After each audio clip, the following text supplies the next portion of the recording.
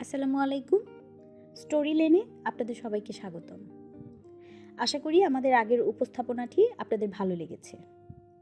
যারা আমাদের চ্যানেলে নতুন এসেছেন তারা চ্যানেলটিকে অবশ্যই সাবস্ক্রাইব করবেন এবং আপনার পরিচিত সকলের সাথে শেয়ার করবেন।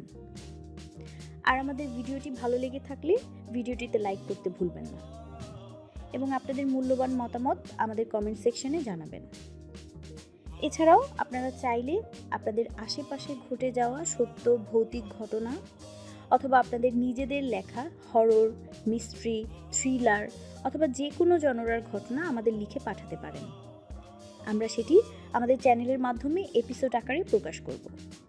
আমাদের ঘটনা পাঠানোর জন্য ইমেল অ্যাড্রেস আমাদের ডেসক্রিপশন বক্সে দেয়া থাকবে। ধন্যবাদ।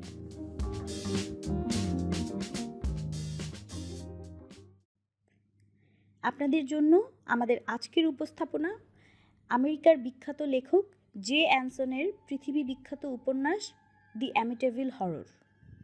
এটি একটি সত্য ঘটনার উপর নির্মিত উপন্যাস। আশা করি শেষ পর্যন্ত আমাদের সাথেই থাকবেন। প্রথম অধ্যায়। 1975 সালের 18 ডিসেম্বর জর্জিয়ার ক্যাথি লুডস সপরিবারে ওশান অ্যাভিনিউর 112 নম্বর বাড়িটাতে ওঠে। মাত্র 28 দিন থাকতে পেরেছিল ওরা, তারপর পালিয়ে যেতে বাধ্য হয়। ওদের মতে ওই ভয়ঙ্কর বাড়িতে থাকা কোনো মানুষের পক্ষে সম্ভব না। সেই কাহিনী শুরু করার আগে ওদের বাড়ি কেনার অভিজ্ঞতাটাও তুলে ধরা দরকার। জর্জ লি লুডসের বয়স 28। ওই বাড়িতে আসার আগে লং আইল্যান্ডের ডিয়ার পার্কে থাকতো ওরা। ঘরবাড়ি আর জমি জমা কেনা বেচার ব্যাপারে বেশ অভিজ্ঞ জর্জ। উইলিয়াম এইচ প্যারি ইনকর্পোরেটেড নামের একটি ভূমি জরিপ সংস্থার মালিক সে। মাঝে মাঝেই গর্ব করে ও বন্ধুদের বলতো, 3 পুরুষ ধরে জমি জমার ব্যবসা করছি, আমাকে ঠকাবে এমন সাধ্য কারো আছে নাকি? সংস্থাটা খুলেছিলেন ওর দাদা, তারপর দায়িত্ব নেন ওর বাবা, এরপর জর্জ। জর্জের স্ত্রী ক্যাথলিনের বয়স 30। অ্যামিটিভিলের বাড়িটা দেখার আগে জুন থেকে নভেম্বর পর্যন্ত লং আইল্যান্ডের দক্ষিণে প্রায় 50টা বাড়ি দেখেছে ওরা দুজন, কিন্তু কোনোটাই পছন্দ হয়নি। 30 থেকে 50 হাজার ডলারের মধ্যে সাগর তীরের কাছাকাছি একটাও ভালো বাড়ি পাওয়া যায়নি যেখানে জর্জ আর তার ব্যবসা স্থানান্তর করতে পারে। এভাবে খুঁজতে খুঁজতেই জর্জ ম্যাসাপেকা পার্কের কংক্লিন রিয়েলটির অফিসের সাথে যোগাযোগ করে। সেখানকার কর্মচারী এডিথ ইভান্স জর্জকে জানান যে তাদের হাতে মোটামুটি নতুন একটা বাড়ি আছে এবং জর্জ চাইলে সেদিনই দুপুর 3টা থেকে 3:30টার মধ্যে তিনি বাড়িটা দেখাতে পারেন। মহিলা ছিলেন খুবই আন্তরিক, বেশ সুন্দরীও। জর্জ ভাবল, বাড়িটা দেখাই যাক না। সে মহিলাকে জানালো যে দুপুরের আগ দিয়ে স্ত্রীকে নিয়ে আসছে। মহিলা বললেন তিনিও প্রস্তুত থাকবেন। জর্জরা ঠিক সময়ে এসে পড়ল, এডিথও প্রস্তুত ছিলেন। দুপুর 3টার দিকেই ওরা পৌঁছে গেল বাড়িটাতে। বুঝলেন, আপনাদের বয়স কম, হাসলেন এডিথ। তাড়াহুড়ো করে কোনো সিদ্ধান্ত নেবেন না। জানি না বাড়িটা আপনাদের পছন্দ হবে নাকি, তবে এটুকু বলতে পারি, এটা কিনলে ঠকবেন না। পুরো অ্যামিটিভিলে এমন বাড়ি আর নেই। বাড়ি দেখে ক্যাথি আর জর্জ তো অবাক। ওশান অ্যাভিনিউর 112 নম্বর বাড়িটাকে রীতিমতো প্রাসাদই বলা যায়। 237 ফুট লম্বা আর 50 ফুট চওড়া জমির ওপর কাঠের টালিওয়ালা একটা বিরাট 3তলা বাড়ি। আগের মালিক নিশ্চিতভাবেই বেশ পুরনো আমলের লোক ছিলেন, কারণ বাড়িটা বেশ ছড়িয়ে ছিটিয়ে বানানো, ছায়ায় ঢাকা এবং বেশ পরিপাটি। ভেতরে কেমন যেন একটা অন্ধকার ভাব। বাড়ির সামনে 50 ফুটের মতো লম্বা একটা উঠান। সেখান থেকে একটু সামনে গিয়ে ডান দিকেই বাড়ির সদর দরজা। পাশেই একটা বেশ বড় গলি, ওটার মেঝে পাকা। তারপর গাড়ি রাখার গ্যারেজ। খুব সহজেই গাড়ি চালিয়ে ঢোকা যাবে ওই গলি দিয়ে। পিছন দিকে অ্যামিটিভিল নদীর ধার ঘেঁষে বেশ বড় একটা ছাউনিও রয়েছে। ওখানে সম্ভবত আগে নৌকা বেঁধে রাখা হতো। একটু পাশে আরেকটা গাড়ি রাখার গ্যারেজ, সেদিকে গাড়ি ঢোকানোর জন্য পিছন দিকে আরেকটা বিশেষ গলি। গাড়ি চালানোর সামনের গলিটার পাশে একটা ল্যাম্পপোস্ট, ওতে একটা ফলক ঝোলানো, তাতে লেখা রয়েছে হাই হোপস। আগের মালিক বাড়িটার এই নাম দিয়েছিলেন। বাড়ির বারান্দাগুলোও বেশ চওড়া। নিচতলার বারান্দায় দাঁড়িয়ে আশেপাশের বাড়িগুলো খেয়াল করলো জর্জ। এই অঞ্চলের প্রায় প্রতিটি বাড়ি বেশ পুরনো ধাঁচের। বাড়িটার দুপাশে জন্মানো অসংখ্য সবুজ গাছপালা এটাকে প্রতিবেশীদের নজর থেকে অনেকটাই আড়াল করে রেখেছে। উদাস নজরে চেয়ে রইল সে। তারপরেই হুট করে একটা জিনিস খেয়াল করলো। আশেপাশের বাড়িগুলোতে এই বাড়িটার দিকে মুখ করা যত জানালা রয়েছে সবগুলোই হয় বন্ধ করা নয়তো পর্দা দিয়ে ঢাকা। ভালো করে খেয়াল করলো সে। ওই বাড়িগুলোর অন্যদিকের জানালাগুলোর কিন্তু ঠিকই খোলা রয়েছে। এই বাড়িটা প্রায় 1 বছর ধরে অবিকৃত অবস্থায় রয়েছে। কোনো পত্রপত্রিকায় অবশ্য বিজ্ঞাপন দেওয়া হয়নি, শুধুমাত্র এডিথের কোম্পানির খাতায় বাড়িটার কথা ছিল। অ্যামিটিভিলে বাড়ি বিক্রি, 112 নম্বর ওশান অ্যাভিনিউ। ওলন্দাজ আমলের বিশেষ স্থাপত্য শৈলীতে বানানো আরামদায়ক বড় বাড়ি, 6টি শোবার ঘর, একটি বড় বসার ঘর, খাবার ঘর, প্রতি তলাতে একটা করে ফুল আর হাফ বাথরুম, 2টো গ্যারেজ, গাড়ি ঢোকানোর রাস্তা, সুইমিং পুল, পানি গরম করার ব্যবস্থা রয়েছে আর নৌকা বাঁধার একটি বড় ছাউনি। প্রস্তাবিত মূল্য $80,000। এমন একটা বাড়ির দাম মাত্র $80,000। প্রথম দেখাতে কে বিশ্বাস করবে? হয়তো ভেবে বসবে যে টাইপিস্ট ভুল করে 80,000-এর 8-এর আগে একটা 1 লিখতে ভুলে গেছে। আবার কেউ কেউ ভাবতে পারে বাড়িটা শুধু বাইরেই ফিটফাট, কিন্তু ভেতরে সদরঘাট। জর্জেরাও খানিকটা তেমনই মনে হয়েছিল। তাই সে এডিথকে জিজ্ঞাসা করলো, বাড়ির ভিতরটা দেখা যাবে নাকি? এডিথ সানন্দে ওদের দুজনকে বাড়িটার ভেতরে নিয়ে গেলেন। যথেষ্ট কৌতূহল নিয়ে সব কিছু খুঁটিয়ে খুঁটিয়ে দেখতে লাগলো জর্জ আর ক্যাথি। যদিও একদিনে কি আর সব বোঝা সম্ভব। যাই হোক, সব কিছু মিলে বাড়িটা বেশ পছন্দ হয়ে গেল ওদের। এমন একটা বাড়ির স্বপ্ন বহুদিন ধরেই ছিল ক্যাথির, কিন্তু টাকার কথা চিন্তা করে জর্জকে বলতে পারছিল না। বাড়ির ভেতরের অবস্থা যথেষ্ট ভালো। শুধু কি তাই, সবগুলো আসবাবপত্র খুবই ভালো অবস্থায় রয়েছে। এডিথের বুঝতে বাকি রইল না যে বাড়িটা লুৎজেরও পছন্দ হয়েছে। তাই তিনি আর রাগ ঢাক না রেখে বলেই বসলেন যে এইটা ছিল ডিফিওদের বাড়ি। এখানে আসলে লুকানোর কিছু ছিল না। তিনি না বললে জর্জরাও অন্য কোথাও থেকে জানত। গোটা আমেরিকাই জানে রোনাল্ড ডিফিওর নারকীয় হত্যাযজ্ঞের কথা। 1974 সালের 13ই নভেম্বর নিজের বাবা, মা, 2 ভাই আর 2 বোনকে ঘুমের মধ্যে গুলি করে হত্যা করে রোনাল্ড ডিফিও।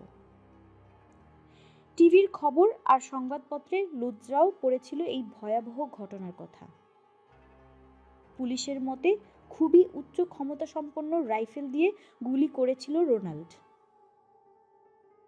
সবচেয়ে অদ্ভুত ব্যাপার হলো 6টি মৃতদেহকেই পুলিশ একই অবস্থাতে খুঁজে পায়। সবাই হাতের ওপর মাথা দিয়ে উপুর হয়ে শুয়েছিল। পুলিশের জেরার মুখ রোনাল্ড একটা সময় মেনে নেয় যে সেই সবাইকে খুন করেছে। ও বলেছিল, হ্যাঁ, আমিই মেরেছি ওদের, কিন্তু জানি না কেন। হুট করেই সব শুরু হলো, আবার হুট করেই শেষ হলো। এত দ্রুত সবকিছু শেষ হয়ে গেল যে আমি কিছু বুঝতেই পারলাম না, নিজেকে সামলানোর সুযোগটুকুও পাইনি। আদালতে মামলা চলার সময়ে রোনাল্ডের আইনজীবী উইলিয়াম ওয়েবার বারবার চেষ্টা করেছেন রোনাল্ডকে মানসিক ভারসাম্যহীন প্রমাণ করতে।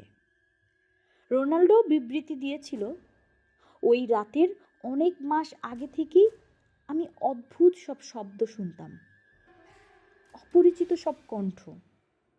আশেপাশে তাকাতাম, কিন্তু কাউকেই দেখতে পেতাম না। মাঝে মাঝে মনে হতো স্বয়ং ঈশ্বর আমার সাথে কথা বলছেন। যাই হোক, কোনো যুক্তিই টেকেনি। 6 জন মানুষকে খুন করার অপরাধে দোষী সাব্যস্ত হয়ে পরপর 6 মেয়াদে যাবজ্জীবন কারাদণ্ড দেওয়া হয় তাকে। ভাবছিলাম ব্যাপারটা আপনাদের বাড়িটা দেখানোর আগে বলবো না পরে। অনেক চিন্তা করে পরেই বললাম, আস্তে করে বললেন এডিথ। কারণ আমি দেখতে চাই যে ভবিষ্যতে এই বাড়ি যারা কিনতে আসবে তারা এসব শুনে কেমন প্রতিক্রিয়া দেখায়, বিশেষ করে যাদের 80 থেকে 90,000 ডলারে বাড়ি কেনার ইচ্ছা আছে। আসলে লুৎজরা অনেক কম দামে বাড়ি খুঁজছিল, তাই এডিথ ভাবতেই পারেননি যে ওরা এই বাড়ি কিনে ফেলবে। বুঝলেন ম্যাডাম, চারপাশে একবার চোখ বুলিয়ে বলল ক্যাথি। এখন পর্যন্ত আমরা যত বাড়ি দেখেছি সেগুলোর মধ্যে এটাই সেরা। আমি যেমনটা চেয়েছিলাম ঠিক তেমন। এত অসাধারণ একটা বাড়ি যে খুঁজে পাবো তা স্বপ্নেও ভাবিনি। কিন্তু আমার স্বামী... আরে না না, কোনো সমস্যা নেই, হেসে উঠল জর্জ। সে ততক্ষণে ঠিক করে ফেলেছে যে বাড়িটা নিয়ে নেবে। নিজের বউয়ের শখ পূরণ করতে না পারলে আর টাকা রেখে কি হবে? আর তাছাড়া বাচ্চারাও এমন একটা বাড়িতে থাকতে পারলে খুশিই হবে। কোন কালে কোন উন্মাদ কি করেছিল সেই সব ভেবে কোনো কাজ আছে? এভাবেই ওশান অ্যাভিনিউর 112 নম্বর বাড়িটার ভয়ঙ্কর ইতিহাসকে একেবারেই পাত্তা না দিয়ে ওটা কিনে ফেললো জর্জ আর ক্যাথি। ওরা যদি জানতো যে কত বড় ভুল করতে যাচ্ছে। নভেম্বরের বাকি সময় আর ডিসেম্বরের প্রথম সন্ধ্যাগুলো লুৎজ দম্পতি নতুন বাড়ি সাজানো গোছানো আর প্রয়োজন মতো সামান্য পরিবর্তন করার পরিকল্পনা করেই কাটিয়ে দিল। জর্জ এসব ব্যাপারে আগে থেকেই বেশ অভিজ্ঞ, তাই ওদের খুব একটা অসুবিধা হলো না। জর্জ আর ক্যাথি ঠিক করলো যে 3 তলার একটা শোবার ঘরে থাকবে ওদের 2 ছেলে।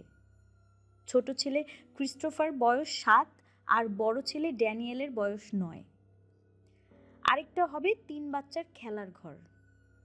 দোতলার বড় শোবার ঘরটাতে ঘুমাবে ওরা 2 জন, আর পাশের ছোট্ট ঘরটায় থাকবে ওদের ছোট মেয়ে 5 বছর বয়সী মেলিসা ওরফে মিসি।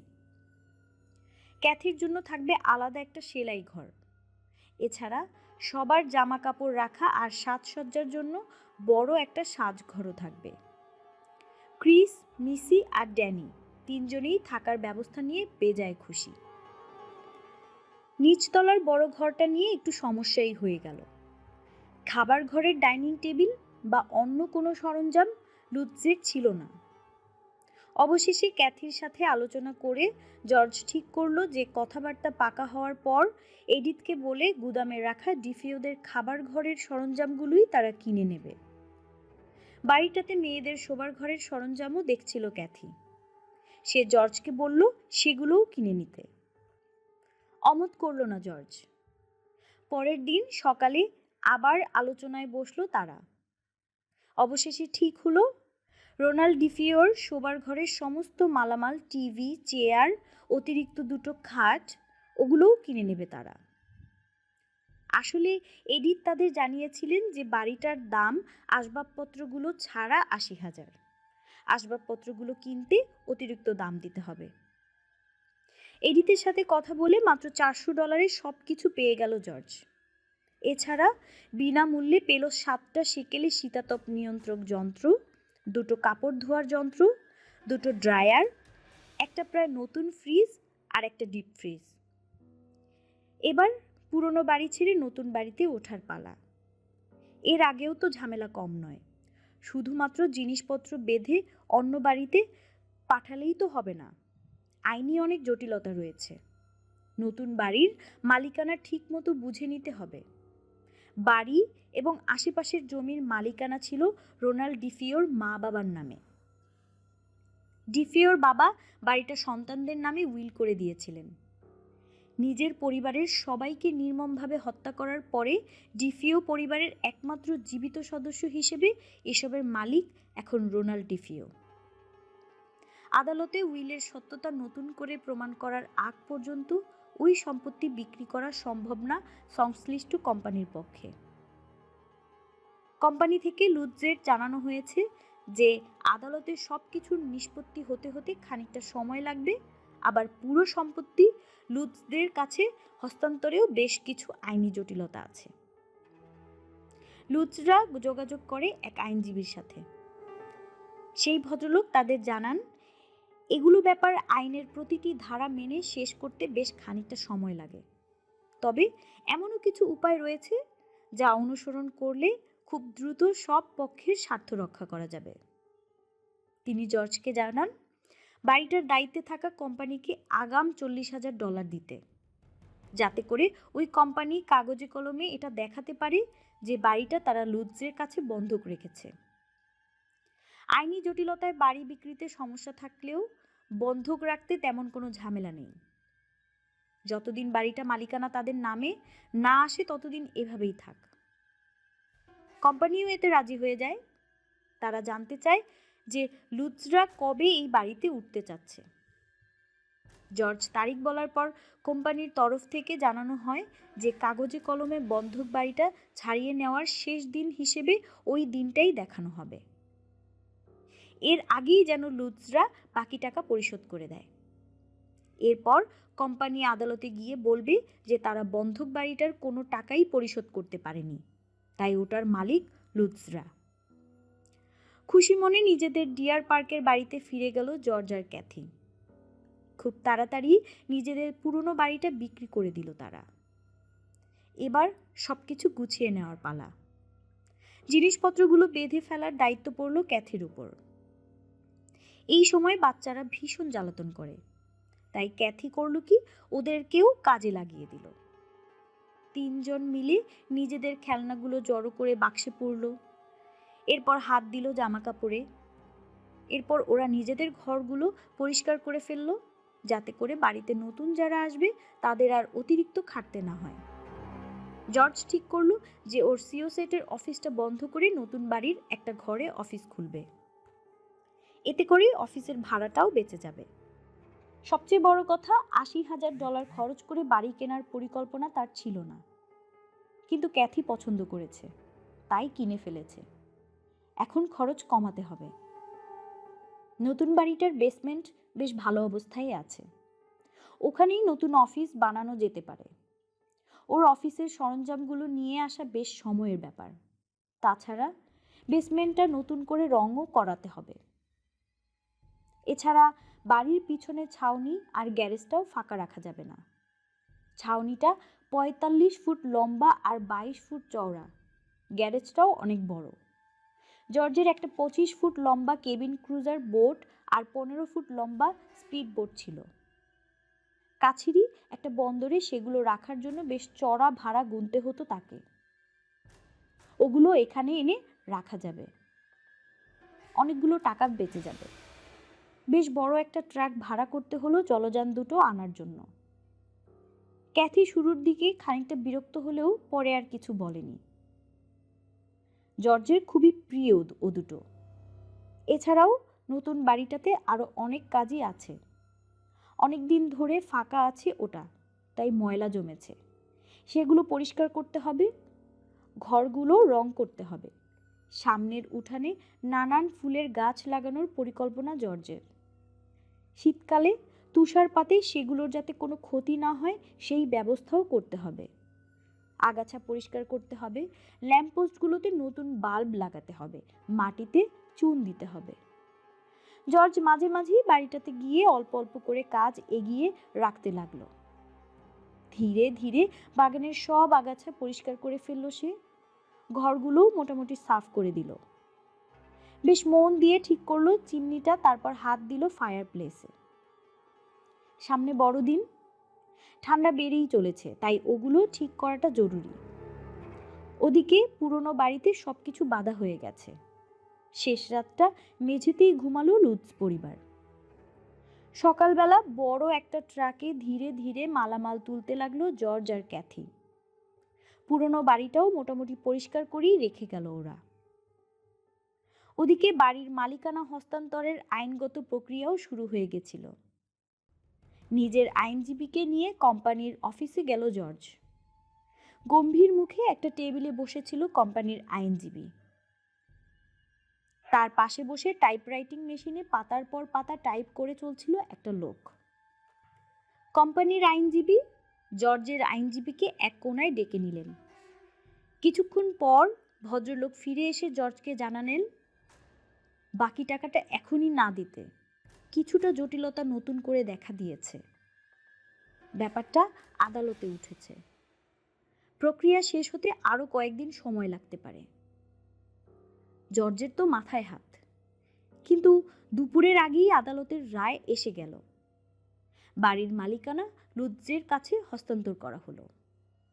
আইনজীবী ওকে জানালেন যে খুব তাড়াতাড়ি বাড়ির দলিলপত্র ওকে বুঝিয়ে দেয়া হবে।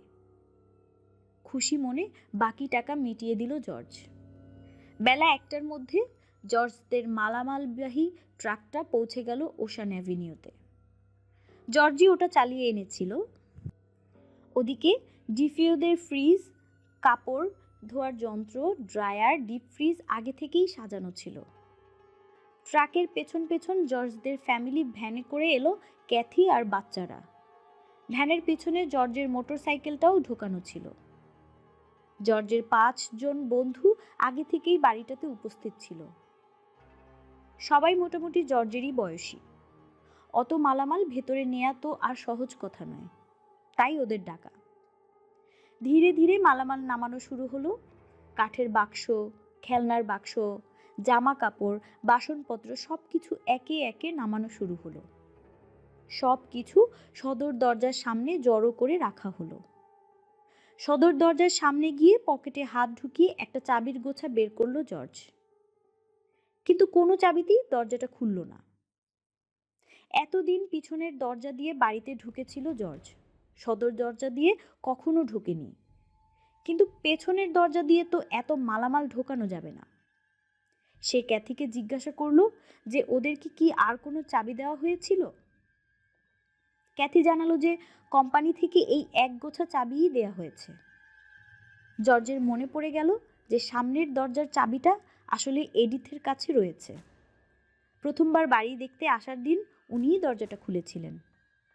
কাছের একটা ফোন বুথ থেকে সে এডিথকে ফোন করলো। কিছুক্ষণ পরে এসে চাবিটা দিয়ে গেলেন এডিথ। খুলে গেল দরজাটা। সাথে সাথে নিজেদের খেলনার বাক্সগুলো নিয়ে বাড়িতে ঢুকলো বাচ্চারা। দেখো জর্জ, হেসে উঠল ক্যাথি। প্যারেড করে ঢুকছে একদল ছোট্ট সোনা। এরপর মালামাল ঢোকানো শুরু করলো জর্জের বন্ধুরা। কোথায় কোন বাক্স থাকবে সেটা ক্যাথি বলে দিচ্ছিল। কিছুক্ষণ পর বাচ্চারাও বেরিয়ে এলো। সবার দেখা দেখি ভারী ভারী জিনিসগুলো ধরাধরি করে ভেতরে নিতে লাগলো ওরা। ওদের অবস্থা দেখে জর্জ হেসে ফেলল। সরু সিঁড়ি দিয়ে 2 আর 3 তলাতে জিনিস তুলতে গিয়ে রীতিমতো জান বেরিয়ে গেল জর্জ আর তার বন্ধুদের।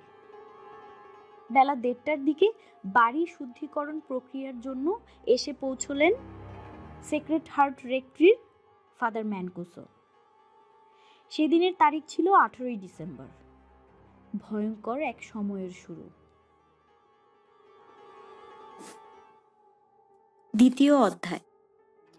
গির্জায় যাজকের দায়িত্ব পালনের পাশাপাশি গির্জায় আসা পরিবারগুলোকে নানান ব্যাপারে পরামর্শ দিয়ে থাকেন ফাদার ফ্র্যাঙ্ক ম্যানকুসো। অতিপ্রাকৃত ব্যাপার স্যাপারে তার অভিজ্ঞতা একটু কম।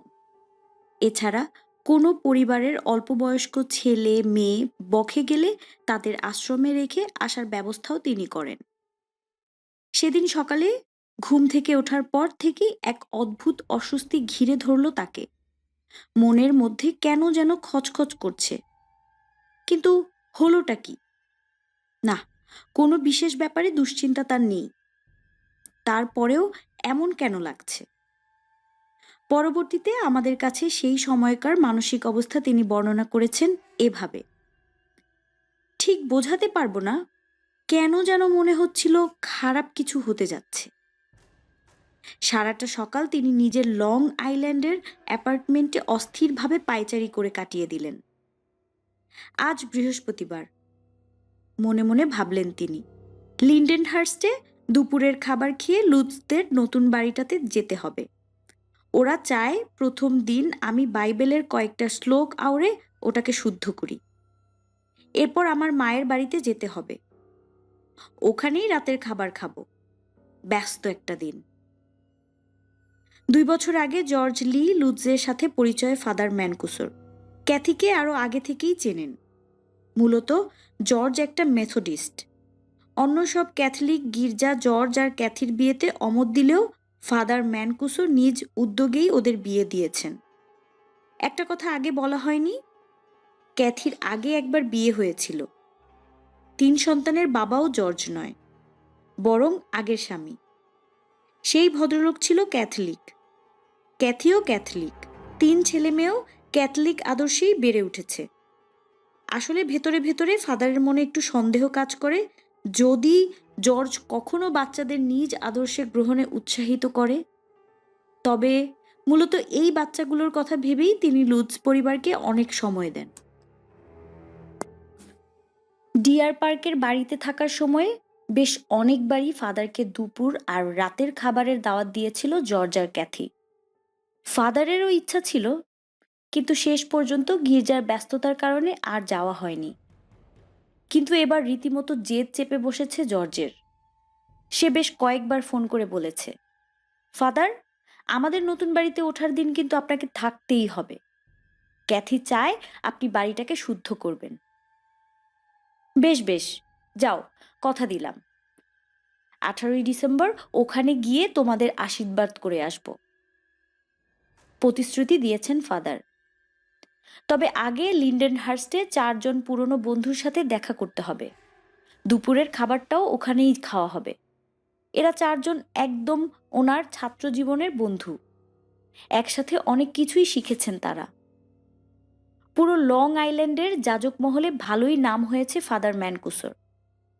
অনেক অনুষ্ঠানেই ডাক পান তিনি। বন্ধুরা অবশ্য তেমন বিখ্যাত কেউ হতে পারেনি। ওনাদের মধ্যে কয়েকজন তো ভেবেই বসে আছে যে এত নাম ডাকের কারণেই আকাশে উঠছেন ম্যানকুসো। তাই দেখা করার সময়টাও হয় না। আসলে সারাদিন এতটাই ব্যস্ততা থাকে যে বন্ধুদের সাথে দেখা করতে আসা খুবই কঠিন ম্যানকুসোর জন্য। তবে আজ এক ঢিলে 2 পাখি মারা হবে। লিন্ডেনহার্স্ট থেকে অ্যামিটিভিল মাত্র কয়েক মাইল দূরে। বন্ধুদের সাথে আড্ডা মেরে খেয়ে দিয়ে আরামসে জর্জ আর ক্যাথিদের বাড়িতে যাওয়া যাবে। আড্ডাটা বেশ জমল। দুপুরের খাবারটাও বেশ মজার ছিল। কিন্তু কেন যেন পুরোটা সময়ই মনমরা হয়ে রইলেন ফাদার ম্যানকুসো। অশুভ একটা অনুভূতি ভিতর থেকে কুরে কুরে খাচ্ছে উনাকে। কিছুই ভালো লাগছে না। এই শোনো, তোমরা থাকো, আজ আমি যাই। উঠে দাঁড়ালেন ফাদার। একটা বাড়িতে যেতে হবে, ওই শুদ্ধিকরণ, বুঝলে? তা কোথায় সেই বাড়ি? বলে উঠলেন এক বন্ধু। অ্যামিটিভিল। অ্যামিটিভিলের কোথায়? হেসে উঠলেন আরেক বন্ধু। ওটা তো বেশ বড় এলাকা। 112 নম্বর বাড়ি, ওশান অ্যাভিনিউ। পকেট থেকে একটা কাগজ বের করে ঠিকানাটা দেখে নিলেন ম্যানকুসো। আমার পরিচিত এক তরুণ দম্পতি আর তাদের 3 ছেলে মেয়ে উঠেছে ওখানে। ডিফিওদের বাড়ি? চমকে উঠলেন ওনার সামনে বসে থাকা বন্ধু। না, ওটা লুৎজদের বাড়ি, জর্জ আর ক্যাথলিন লুৎজ। তোমার কি ডিফিওদের বাড়ির সেই ঘটনা মনে নেই ফ্র্যাঙ্ক? টেবিলের ডানে বসে একজন বন্ধু বললেন, ওই যে গত বছর ওদের ছেলেটা রাতের বেলা ঘুমন্ত অবস্থায় নিজের বাবা মা 2 ভাই আর 2 বোনকে গুলি করে হত্যা করেছিল। কি ভয়ঙ্কর ঘটনা! স্থানীয় সব খবরের কাগজেই তো ছাপা হয়েছিল খবরটা। জাতীয় দৈনিকগুলোতেও এসেছিল। এই ভয়ঙ্কর বাড়িটাতে যাচ্ছ? ভাবতে লাগলেন ফাদার ম্যানকুসো। তিনি সাধারণত খবরের কাগজ পড়েন না, মাঝে মাঝে হুটহাট হাতে নিয়ে কিছু খবর দেখেন। ওই বাড়িতে যে এত ভয়ঙ্কর একটা ঘটনা ঘটেছিল তা বলতে গেলে তিনি শোনেননি। হয়তো আশেপাশের কিছু মানুষ আলোচনা করেছিল, কিন্তু ফাদার পাত্তা দেননি। আসলে আমার মনে পড়ছে না, উত্তর দিলেন তিনি। শুনেছিলাম হয়তো, কিন্তু ততটা পাত্তা দেইনি। তাই মনে নেই। কি বলো ফ্র্যাঙ্ক, এমন একটা ঘটনা তোমার মনে পড়ছে না? পুরো লং আইল্যান্ডের মুখে মুখে ছিল এই কাহিনী। শোনো, একটা কথা বলি, তুমি ওই বাড়িতে যেও না, ওটা অশুভ, গম্ভীর কণ্ঠে বললেন সামনে বসে থাকা বন্ধু। উপায় নেই বন্ধু, আমি ওদের কথা দিয়েছি। গাড়ি চালাতে চালাতে ফাদারের অস্বস্তিটা আরো বেড়ে গেল। বাড়িটাতে ঘটে যাওয়া নারকীয় ঘটনার বিবরণ শুনে তেমন ভাবান্তর হয়নি তার। এমনটা তো কত বাড়িতে ঘটে। এটা সেই সকালের পুরনো অস্বস্তিটাই। আগেই বলেছি, ফাদার বাড়িটাতে পৌঁছান দুপুর 1:30টার দিকে। লুৎসদের বাড়ির সামনের গাড়ি রাখার জায়গাটাতে বেশ ভিড়, তাই রাস্তাতেই নিজের পুরনো ফোর্ড গাড়িটা পার্ক করলেন তিনি। বিরাট বাড়িটা দেখে একটু অবাকই হলেন ফাদার। এত বড় বাড়ি কিনে ফেললো ওরা। যাই হোক, ব্যাপারটা তো ভালোই। ক্যাথি আর বাচ্চাদের নিরাপদ ভবিষ্যৎ নিশ্চিত করেছে জর্জ। গাড়ি থেকে পবিত্র পানি এবং আরো নানান সরঞ্জাম নিয়ে নামলেন ফাদার। ধীরে ধীরে উঠান দিয়ে সদর দরজার দিকে এগিয়ে গেলেন তিনি। বাড়িটাকে শুদ্ধ করার প্রক্রিয়া শুরু করতে হবে। ভেতরে ঢুকে কিছু মন্ত্র পড়ে পবিত্র পানি ছিটিয়ে দিলেন তিনি। ঠিক তখনই পিছন থেকে গম্ভীর এক পুরুষ কণ্ঠ বলে উঠল, বেরিয়ে যাও, এখনই বেরিয়ে যাও। সাথে সাথে ঘুরে তাকালেন ফাদার। পরক্ষণেই বিস্ময়ে তার চোখ কপালে ওঠার মতো অবস্থা। কথাগুলো পিছন থেকেই কেউ বলেছে, সেই ব্যাপারে সন্দেহ নেই, অথচ ধারে কাছে কেউ নেই। পুরো ঘরে তিনি একা। কে বলল তবে এই কথাগুলো? জর্জ। কিন্তু সে কেন ওনাকে বেরিয়ে যেতে বলবে? রীতিমতো ভয় পেয়ে গেলেন তিনি। তারপর নিজেকে সামলে নিয়ে পুরো বাড়ির সবগুলো ঘরে পবিত্র পানি ছিটিয়ে দিয়ে শুদ্ধিকরণ প্রক্রিয়া শেষ করলেন ফাদার। পুরোটা সময় তার মনে হচ্ছিল যে কেউ তাকে দেখছে। যাই হোক, জর্জ আর ক্যাথিকে কিছুই জানালেন না। আসার জন্য অনেক ধন্যবাদ ফাদার, হাসি মুখে বলল জর্জ। মালামালগুলো ঠিকমতো বাড়িতে ঢোকানো নিয়ে আমরা এতটাই ব্যস্ত যে আপনার সাথে আর আড্ডা মারা হলো না। এক কাজ করুন না, রাতের খাবারটা আমাদের সাথেই খেয়ে যান। হাজার হলেও নতুন বাড়িতে আমাদের প্রথম রাত। না না, মৃদু হাসলেন ফাদার। আজ আর হচ্ছে না বাবা, মাকে কথা দিয়েছি, ওনার বাড়িতেই রাতের খাবার খাবো। উনি নাশোতে থাকেন, বুঝতেই পারছো অনেকটা পথ যেতে হবে। যাই তবে, ঠিক আছে? মা অপেক্ষা করছেন। কিন্তু ফাদার, আপনি এত কষ্ট করে এলেন, কিছু খাবেন না? কপট রাগ দেখালো ক্যাথি। ধুর, ব্যাপারটা কেমন যেন হয়ে গেল। এক কাজ করি তবে ফাদার, আপনি কাল গির্জায় একটা ভোজ সভা করুন, আমরা খরচ দিয়ে দিচ্ছি, হাসলো জর্জ। আরে ধুর, তাহলে 1 বোতল কানাডিয়ান ক্লাব হুইস্কি? আমাদের বেশ কয়েকটা আছে। চোখ নাচালো জর্জ। আরে না, তোমরা আমার বন্ধুর মতো, বন্ধুদের কাছ থেকে এসব নিতে নেই। ফাদারকে গাড়ি পর্যন্ত এগিয়ে দিল লুৎস দম্পতি। গাড়িতে উঠে কাছ নামিয়ে ফাদার বললেন, তোমাদের এত বড় বাড়ি দেখে খুবই ভালো লাগছে। আশা করি তোমরা দুজনে আজীবন এভাবেই একসাথে থাকবে। আমাদের আশীর্বাদ করবেন ফাদার, হাসলো ক্যাথি। সে আর বলতে। যাই হোক জর্জ, হুট করেই গম্ভীর হয়ে গেলেন ফাদার। তোমাদের এখানে আসার আগে লিন্ডেনহার্স্টে আমার কিছু বন্ধু বান্ধবের সাথে দুপুরের খাবার খেলাম। তোমাদের বাড়ির ঠিকানা শুনে ওরা জানালো যে এটা ডিফিওদের বাড়ি। এখানে নাকি খুন খারাপি হয়েছিল। কোম্পানি তোমাকে এসব জানায়নি? হ্যাঁ, বলেছিল তো। সেই কারণেই হয়তো এত কম দামে বাড়িটা আমরা পেয়ে গেছি, নইলে এই বাড়ির দাম মাত্র 80,000 হয়। অনেক দিন পড়েছিল বাড়িটা, কেউই নেয়নি। মানুষের কুসংস্কার নিয়ে আর কি বলবো। যাই হোক, ওসব নিয়ে আমরা ভাবি না। অসাধারণ একটা বাড়ি কম দামে পেয়ে গেছি। একদিক দিয়ে মানুষজন এটা থেকে দূরে থাকায় ভালোই হয়েছে। কি একটা ভয়ঙ্কর ব্যাপার বলুন তো ফাদার, থমথমে মুখে বলল ক্যাথি। ছটা মানুষকে ঘুমন্ত অবস্থায় খুন। একবার ভেবে দেখুন কত কষ্ট পেয়ে মারা গেছিল ওরা। বেচারা ডিফিও পরিবার। সেটাই, তোমরা ভালো থেকো, মাথা নাড়ালেন ফাদার। তারপর একটু দূরে দাঁড়িয়ে থাকা 3 বাচ্চার দিকে চেয়ে মিষ্টি করে হেসে হাত নেড়ে গাড়ি ছেড়ে দিলেন। কুইন্সের দিকে এগিয়ে চলল ফাদারের গাড়ি। বিকাল 4টার দিকে ট্রাকে করে আনা প্রায় সব জিনিসই বাড়ির মধ্যে ঢোকানো হয়ে গেল। কিছু জিনিসপত্র তখনও পুরনো বাড়িটাতে থেকে গেছিল। ট্রাকটা চালিয়ে আবার 112 নম্বর ওশান অ্যাভিনিউ থেকে ডিয়ার পার্কে এলো জর্জ। পুরনো বাড়ির গ্যারেজের দরজা একটু উঁচু করতেই ওদের পোষা কুকুর হ্যারির মাথা বের করল। সারাদিন জর্জকে দেখতে না পেয়ে অস্থির হয়েছিল মনে হয়। শঙ্কর জাতের কুকুর, আধা মেলামুট আধা ল্যাব্রেডর, বেজায় চটপটে আর সতর্ক। মালামালগুলো পাহারা দিতে ওকে রেখে গেছিল জর্জ। সব জিনিসপত্র তোলা শেষে হ্যারিকে নিয়ে ট্রাকে উঠে গেল সে। ওদিকে নাসোতে যাওয়ার পথে ফাদার ম্যানকুসো অ্যামিটেভিলের সেই ঘটনা নিয়ে ভাবতে লাগলেন। কোনো যুক্তি দিয়ে ব্যাপারটাকে ব্যাখ্যা করা যায় কি?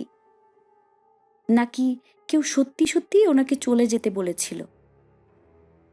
কিন্তু কে বলবে অমন কথা? গির্জাতে মাঝে মাঝে ওনার কাছে কিছু লোক আসে যারা অদৃশ্য মানুষদের কণ্ঠস্বর শোনার দাবি করে। ভুতুরে কণ্ঠ আর কি। যদিও দীর্ঘদিনের অভিজ্ঞতা থেকে তিনি এটা বুঝেছেন যে এগুলো বেশিরভাগ ক্ষেত্রেই আসলে সাইকোসিসের উপসর্গ। এদের যাজকের কাছে না গিয়ে মনোচিকিৎসকের কাছে যাওয়া উচিত। তাহলে তিনি কি কোনো কারণে মানসিক স্থিরতা হারিয়েছেন? ধুর, একটু অস্বস্তিতে আছেন তাই বলে মানসিকভাবে অসুস্থ হতেই পারে না। মায়ের বাসায় পৌঁছে দরজা নক করলেন ফাদার।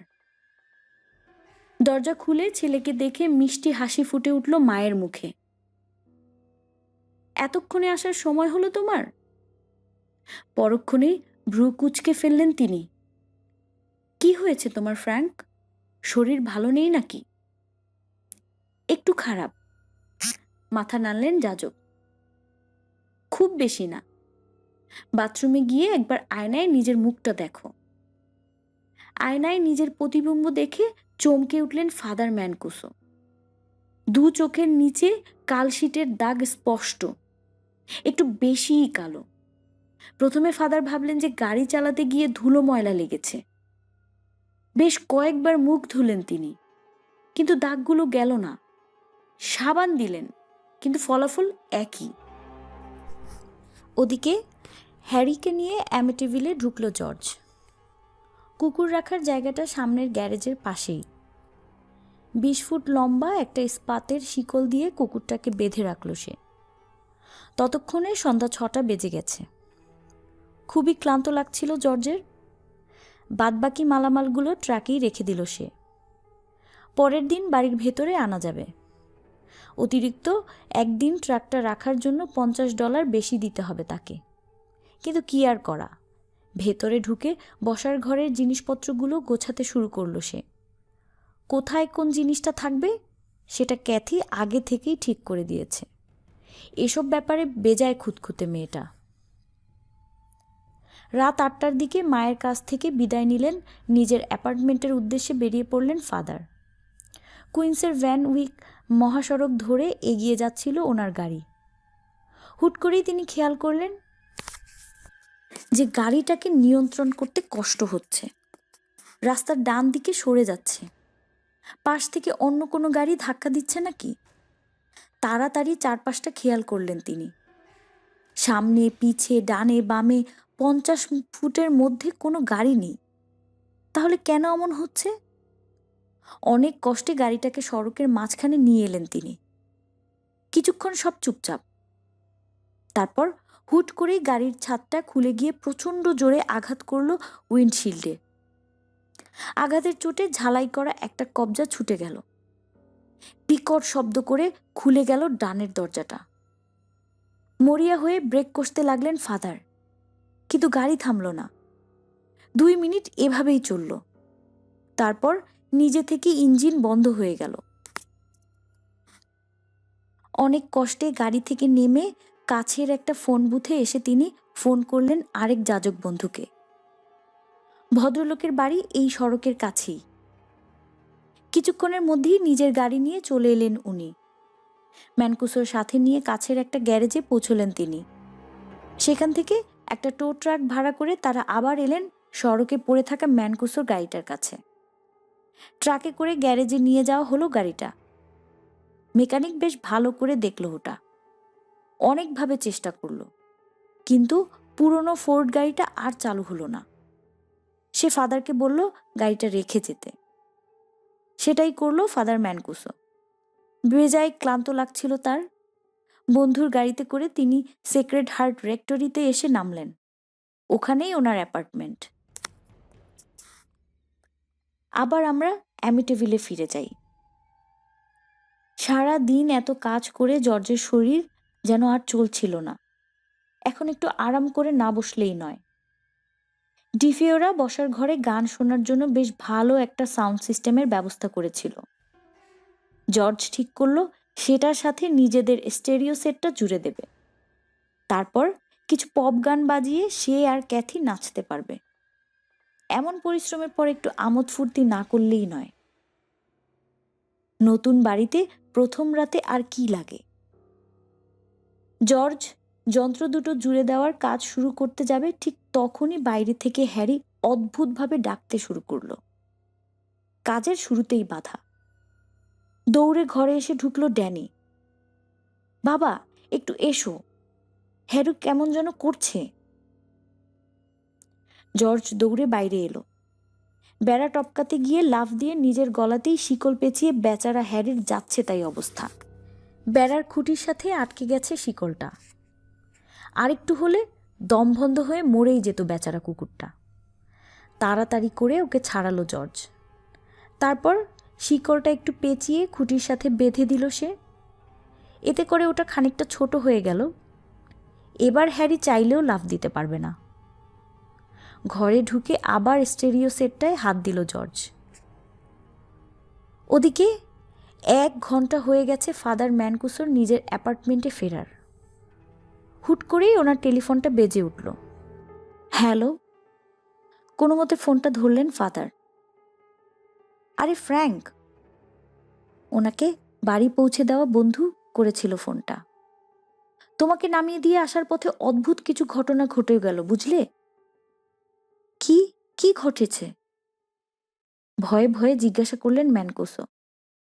রাস্তার মধ্যেই আমার গাড়ির উইন্ডশিল্ড ওয়াইপার দুটো আপনা আপনি চালু হয়ে গেল। কি জোরে জোরে নড়ছিল ও দুটো! অনেক চেষ্টা করেও থামাতে পারলাম না। আমার বাড়ি আসতেই হুট করে থেমে গেল। এসব কি হচ্ছে বলো দেখি? স্পষ্ট মনে আছে, ওয়াইপার আমি চালু করিনি। রাত 11টা বাজে।